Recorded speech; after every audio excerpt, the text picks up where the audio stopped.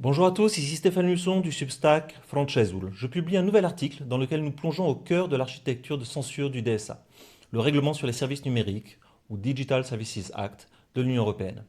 Il y a une dizaine de jours, avec Patrick de Hillerin, nous avons publié un rapport assez large montrant comment le DSA est utilisé et surtout détourné contre les voies indépendantes en Roumanie.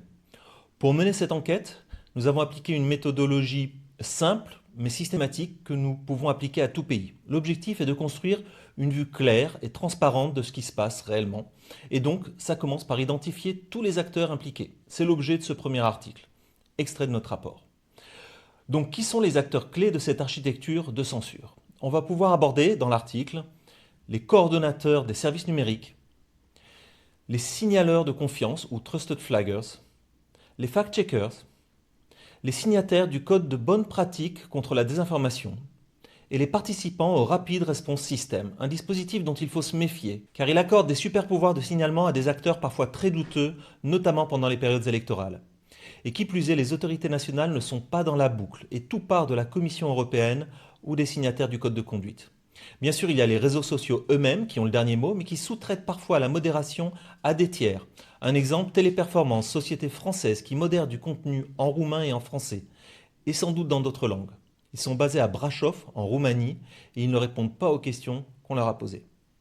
On trouve aussi des organismes de règlement extrajudiciaire, des organismes potentiellement cruciaux si on veut obtenir réparation ou compensation pour les abus de modération dont on peut être victime. Et enfin, le DSA est parfois utilisé pour étendre les pouvoirs de censure d'institutions locales déjà existantes lorsqu'il est transposé dans le droit national. Il est donc essentiel de les cartographier également. Donc voilà, c'est la première étape de notre méthodologie que l'on peut appliquer dans chaque pays de l'Union européenne. 1.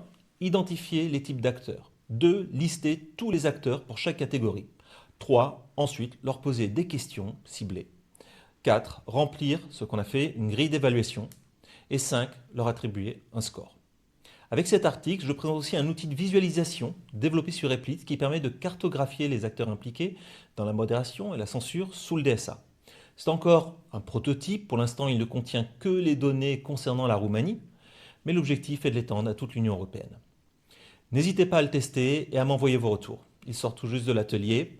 Et enfin, si vous trouvez ce travail utile, je vous invite à vous abonner au Substack Francesul. En devenant un abonné payant, vous pouvez m'aider à continuer ce travail. Merci.